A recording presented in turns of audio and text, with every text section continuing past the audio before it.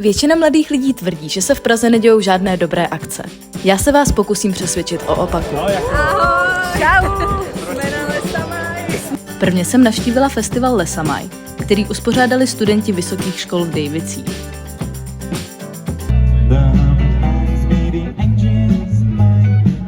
Celé Dejvice byly zaplněny lidmi, kteří si užívali skvělou hudbu mladých umělců. Následně jsem zamířila na festival United Island, který se konal na Střeleckém ostrově.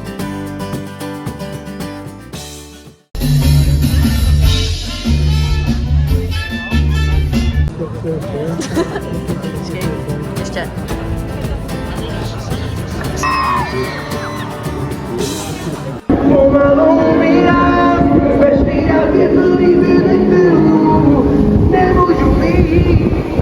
Nakonec jsem navštívila Stalin na Letné, kde se hraje každý víkend. V neděli večer tam už moc lidí nebylo, ale zažila jsem dny, kdy tam bylo vážně narváno. A to je vše. Doufám, že vám tyto tipy pomohly a že brzy také navštívíte nějakou parádní akci.